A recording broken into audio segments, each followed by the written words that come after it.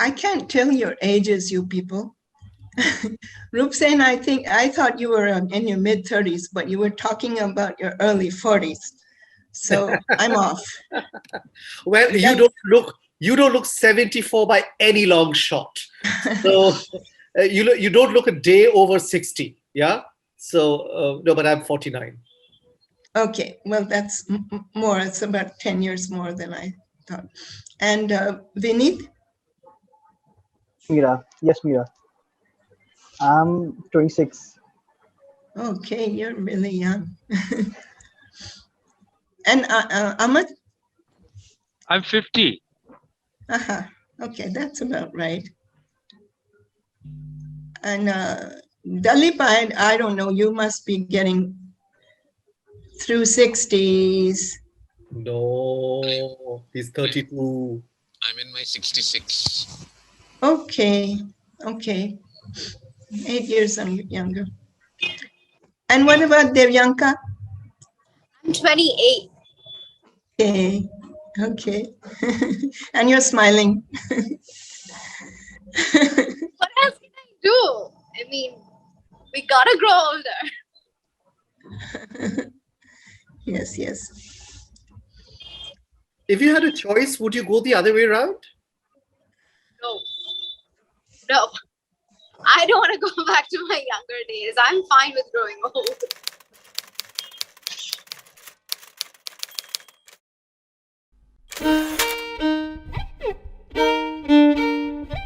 I was just watching the series called The WandaVision yesterday, and there was this like, superheroes. They were fighting like they are like identical.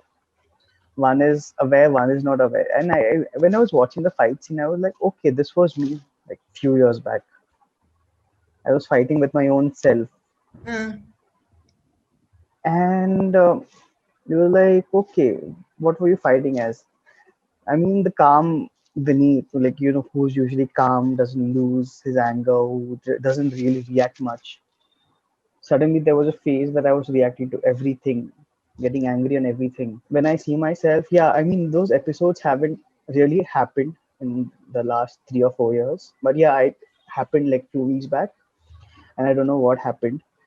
So, and I didn't know, I was feeling quite guilty as well because I did not want to, want myself to become that angry person, or the psychotic person. But then okay, then I realized it was because of due to lack of sleep and all, and I have issues sleeping properly. So this happened, and I was like, okay, what has gone, like what is wrong with me? I have done so well for so many years, then why suddenly this, that question. And then I was like, okay, it happens. Maybe the good thing is you do not do much worse than what I did that day. This thing about, A is I'm kind of feeling really heavy right now. uh, what I'm kind of able to connect with, and something that I'm kind of noticing in myself just now, meaning these days, and engaging with is, this whole issue. I have this kind of issue surrounding anger. Okay, if I and it's quite an irrational thing. Meaning, if I get angry, I tend to kind of feel that oh, I am spoiling things. Even though it may be a very rational kind of angry response, can be a fairly rational. I mean, obviously, there's a part of me that is able to see and judge and say that this is a rational situation. Meaning, getting angry in this situation is very rational, but there is still a part of me that kind of be very ambivalent about being angry, almost feeling that I'm spoiling things. There's a sense of shame around that. So I'm kind of currently right now struggling with those issues. Okay. Um, and so what you shared, Vineet, remind me of that. And I'm currently kind of also oscillating kind of between hope and despair, being pulled back into what feels like an old story, an old pattern, an old theme, and at the same time, um, um, there is a sense of hurt that kind of that is there, which I know that holds me back, and yet at the same time I'm able to kind of at times really feel, because of this hurt, really feel kind of really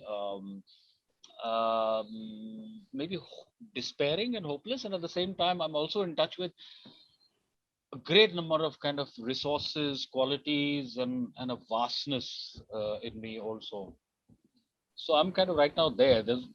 Hope and despair is kind of a theme now for me, both personally as well as in my professional life.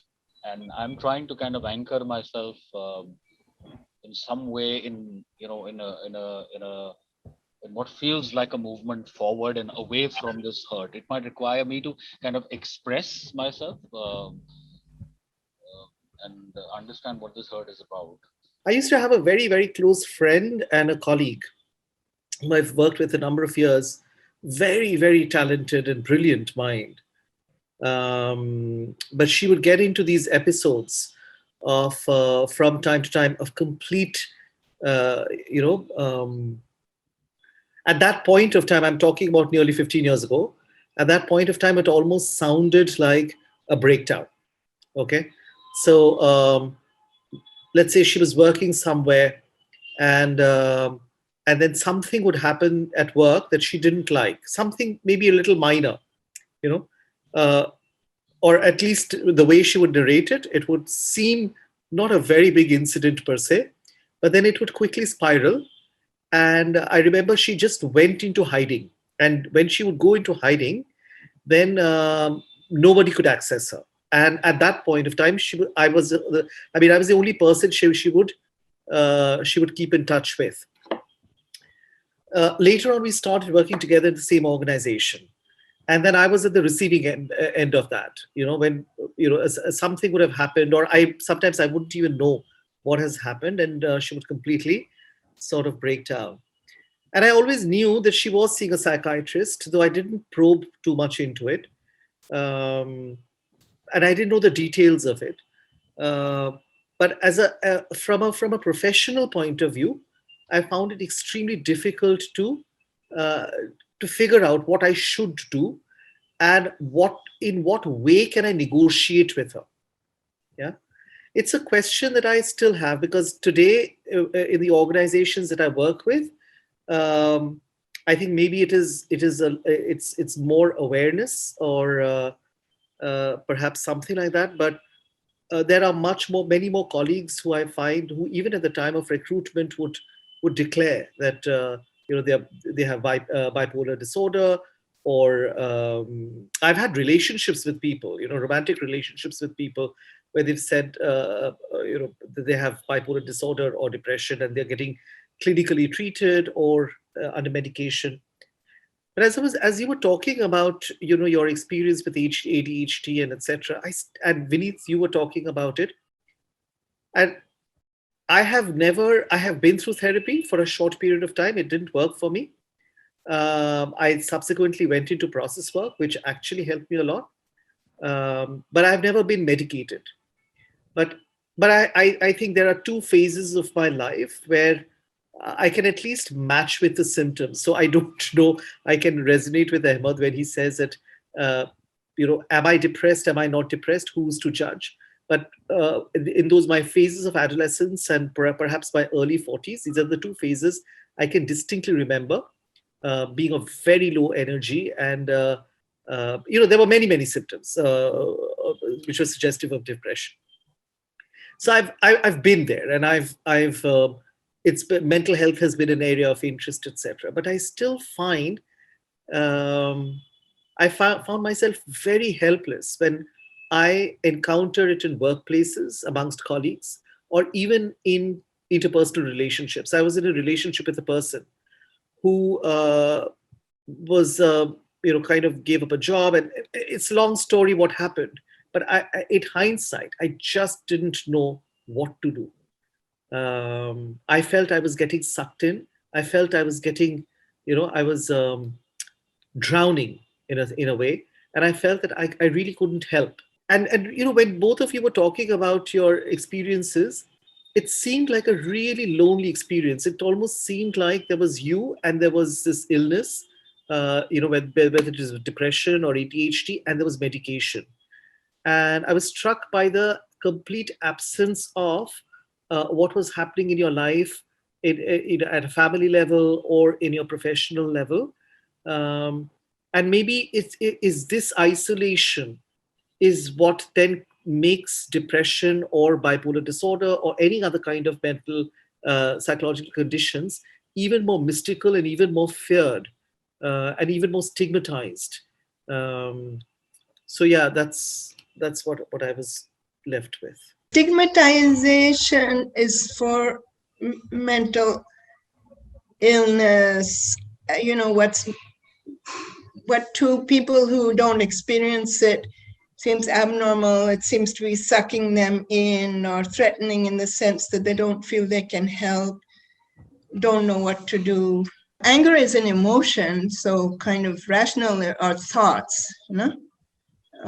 Rational has to do with reason, and reason has to do with thoughts, and thoughts are very much connected with emotions, really at gut level, literally.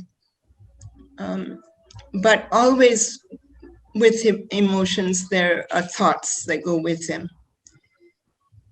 And the challenge, as far as I understand anger, is not to suppress it, but to recognize it as a legitimate human emotion that I, who gets the anger, have the choice to work with if I have the tools.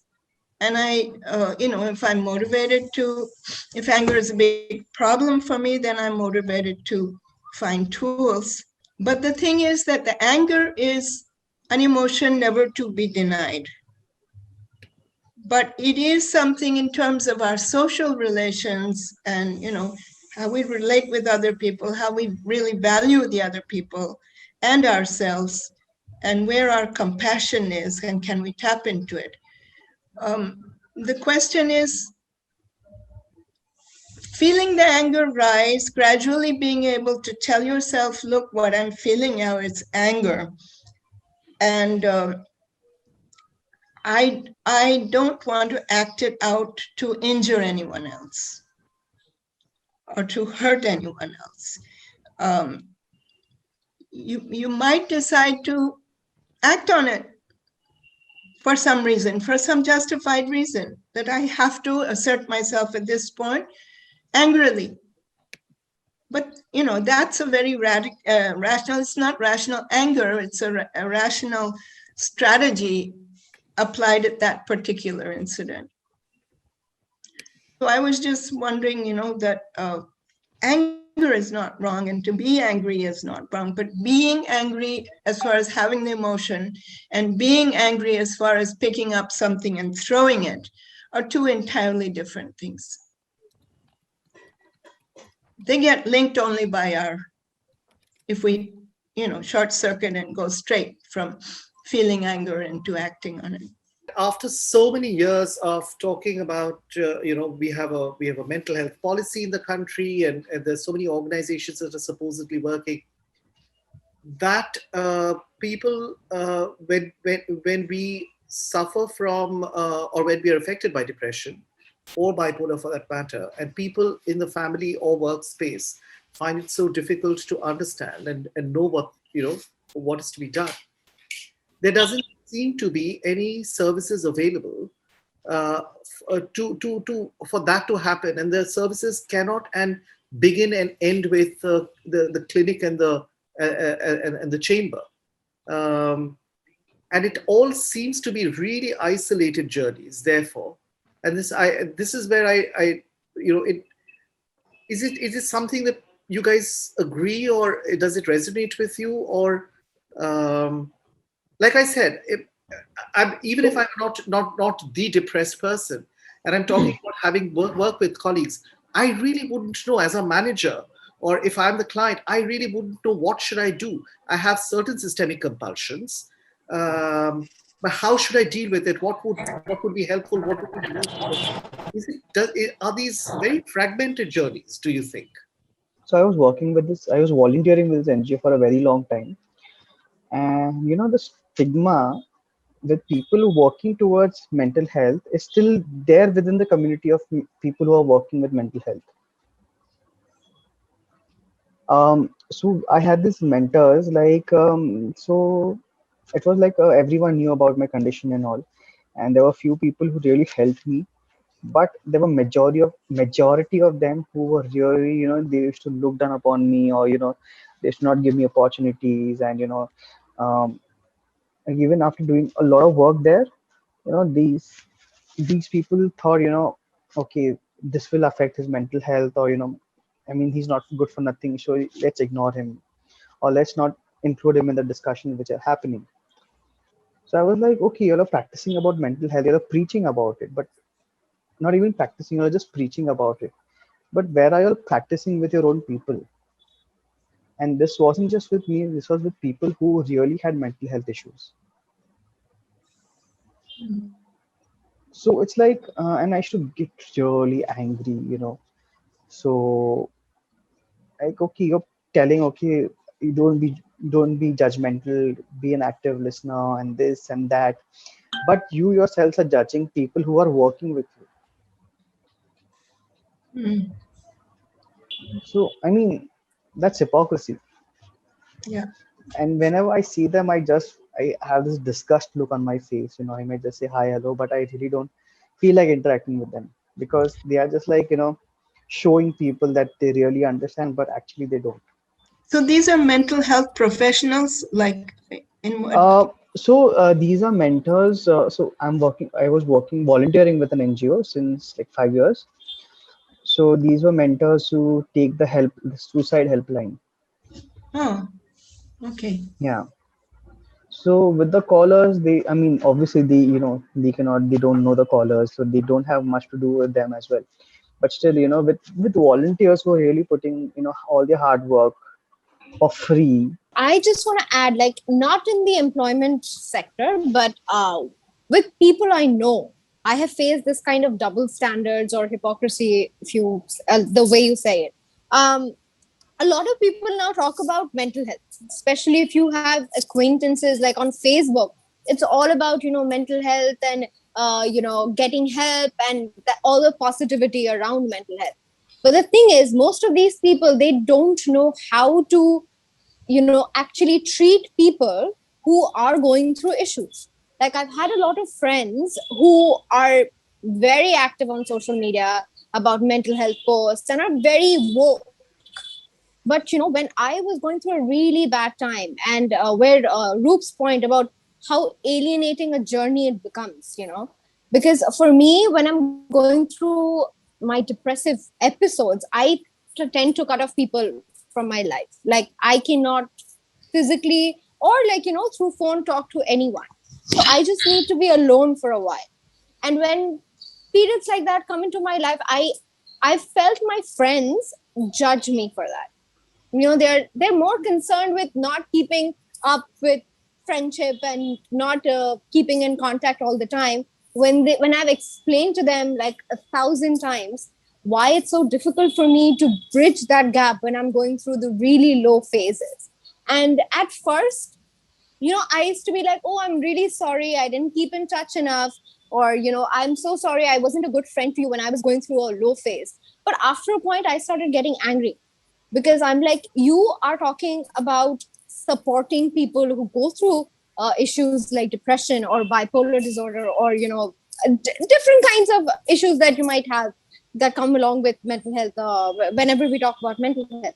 So if you cannot offer that support in real life, if you cannot be understanding of that, do not be posting on social media of how supportive you are. You know what I mean? Like, you don't get it, don't pretend to get it. And that's been really that's why I've been so vocal nowadays about mental health. I'm like, I am done with your false narratives, I am done with you being supportive online but not being supportive in real life. So, and I'm done apologizing for it. And like Roop said, it is a very alienating journey, because how can you not be alienated when your friends and your family don't understand what you're going through, when they think it's just a phase? It's very hard to then reach out to people for normal conversations when you know that in their mind they're thinking, why can't you just get out of it? So yeah, so like, talking about the alienation and hypocrisy together. So this has been kind of my story for a while. And I am now so past the apologetic phase. I'm just going to be like, yes, it is a lonely journey, but you know what? I have worked on myself, and now I am doing much better than I've done before. So, yeah. So like what Devyanka said, like there are many people who are very active on social media, So like especially when the suicide news of Sushant had come out, there were Exactly. many people who were saying that I'll always be there to listen to you and this and that and blah and blah. But these were the same people when I approached them that I needed to talk, they were like, I'm busy, I'm sorry, I cannot talk to you. Mhm. If if I can Coming, Yeah. yeah, go ahead, Dilip. if I can give an analogy from a different world, the world of LGBT, it might give some insights on how to deal with this kind of hypocrisy and double standards. And remember, my world was a very different world. We didn't have internet and social media and all the rest of it. Once I reached the point of acknowledging to myself that I am a gay person, I found that this was a very unconscious process. I realized it retrospectively that I was doing it in a way intentionally. I would find an opportunity with anybody new that I met in life. I would find a right moment to come out. And that way I was saved a lot of heartache because there were so many different kinds of reactions. But to club them into 3 or 4 major sort of categories, there were those people who were utterly shocked. So you knew there is no point in investing in that relationship. Okay. Then there were the people who were genuinely curious. And then there was the kind which really makes me laugh. Would say, "Oh, I have lots of gay friends." You know, it's like telling me a flower bed is blooming with pansies. It's laughable. And in the LGBT world, we gaze, we learn fairly quickly to to own, to appropriate all the kind of bad words that are thrown at us. Call me faggot, call me gandu, call me what you want. It's just gonna bounce right off and hit you in the eye. It takes a while. It's not easy. Obviously, one goes through the initial phases of being hurt by all this, but gays are very good at it. We really learn to do that. And this whole business of gay pride, that's the whole thing. And I found that in the mental health area also, that if people had peculiar viewpoints, fine. You think I'm odd, you think I'm weird, fine. You know, go ahead. But do you accept me as I am or not? And the sooner I found, again, in the same way that letting people know that I do have depressions, I get to know people who are accepting and who aren't. And not everybody understands. One is not always, like I said last time, I think, one is not always looking for understanding. I think one is often more looking for just let me be and accept me as I am. Because it's difficult to understand. It's very difficult to understand. I kind of feel not only is it very difficult to understand, right? I mean, these are, I think, psychic processes. The fact that some medical chaps have put it down in a very sort of sanitized way doesn't necessarily mean that we really understand what the hell is happening. But anyway, I won't get into that. I feel it sort of this reminds me of the times that I have felt kind of depressed, and I have also in my depression and in my kind of important anger, depression, all that cocktail, I have rejected people who have reached out to me. Okay, my mother, my brother, close friends. So it's not like when I'm depressed I'm this like wonderful guy to kind of be around. Okay, and who who is kind of, I mean, I've found myself saying leave, internally. I may not have said it outside, but it shows. People pick up vibes, saying leave me the fuck alone. I just leave me alone. Don't bother me. I don't want to interact with you guys. I mean, right from that to kind of, the sense of rejection. And I've got this feedback from my immediate family also in those times, saying that, you realize how you are rejecting us, okay? So whilst I understand the righteousness, okay, and I felt pretty righteous myself, and I still do on occasion. But I feel there is also this part, when one is depressed and one doesn't know how to handle one's own anger and hostility, and one is really helpless. Okay, it I feel it comes from real helplessness. That one also sort of says, or to leave me alone, go away. I'll relate to you when I want to relate to you. When I don't want to relate to you, I want to relate to you, etc. etc. A friend of mine recently wrote this poem, and I'm just reading out maybe a first few lines, and it struck a chord somewhere because I find it much easier to accept um, something which I understand, but it's so much harder to accept something which I don't understand. And the thing is that there will always be so many things in life and people around me that I won't be able to understand, including things within me. And she says that a man is in love with a man. They look at each other in a way you don't understand, don't approve. If it bothers you so much, this love, no, your innocent heart says no, let it go. It's only love. A Hindu girl, a Muslim boy, they hold hands in the park. He touches her face. She leans into his shoulder. Have a look at these pictures. Years of hate ripple through your heart, everything you have been taught. These people, those people, my people, your people, let it go. It's only love. Her name is Nandini Sen, and she's a very very beautiful poet. But it really struck a chord in me, and I think if Ahmed, you were talking about pushing, and I completely agree with that. I mean, when I'm in the throes of depression, then I'm the hardest person. I mean, people who've been very very close to me have said, you make it really very hard to love you at the time. Uh, but I can't also help but compare. What if this was cancer? What if this was any other physiological disease where one is really scared and one says that, either tries to be very stoic, doesn't rejects help, is in denial, is in anger. Do people then find it equally helpless to touch that? So I think mental health is so much more difficult to understand. Is why people around us also find it very difficult to break through the walls that we sometimes create out of fear.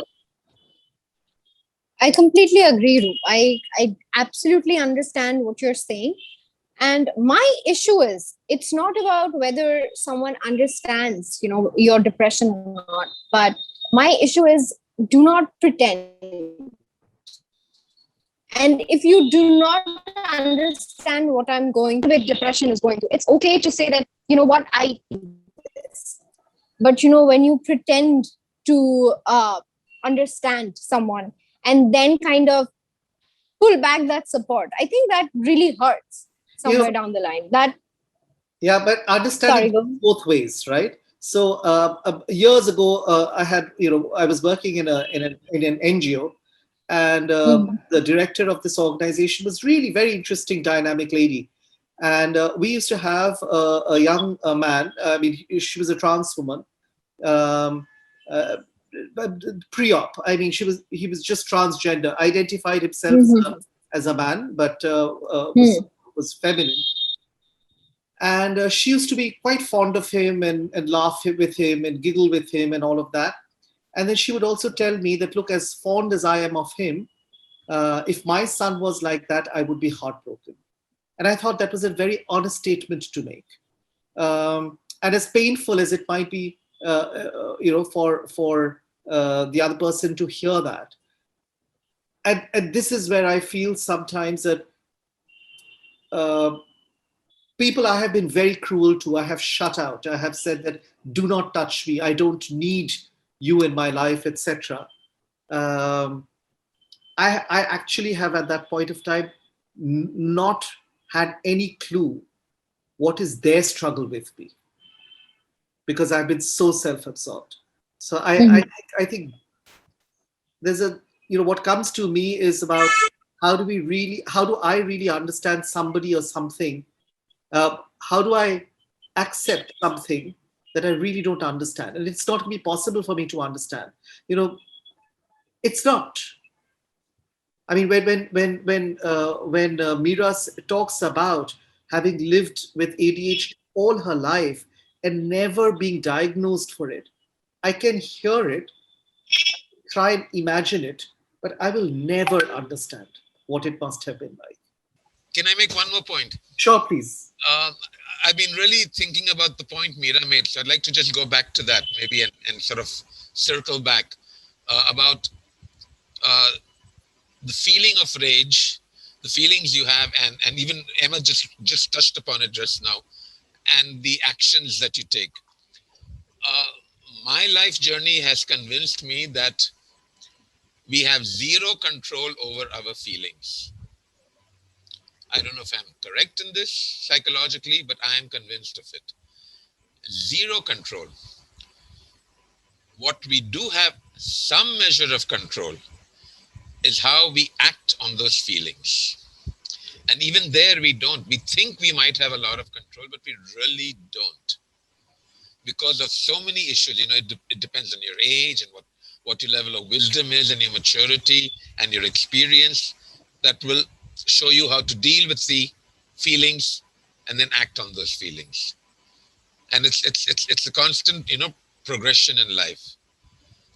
And this whole business of free will, I don't believe we have a free will. Anyway, that was it. Thanks. Thank you. So shall we close it for the evening? Yes, I think so. Do have plans for later on, so I will be taking your leave. Have a good Who has weekend, plans? everyone. I do. Oh, I see. Okay. Yes. Good for you. So just one word before we leave. Sorry? Sorry? Just one word of how it's left you. Just one word before we leave. How are you feeling? Love. Me? Oh, I feel lighter. Yeah, I feel light too. I started off feeling very heavy. Now I'm feeling light. Yeah. Dalip said Feel love, lighter too. right? Love. I'm feeling friendly. I'm feeling light, but not in a feathery light. Light as in roshni light. Yeah. Bye then. Okay, Bye-bye. bye. Have a good weekend. You too. Everyone, bye. Thank you. Thank you.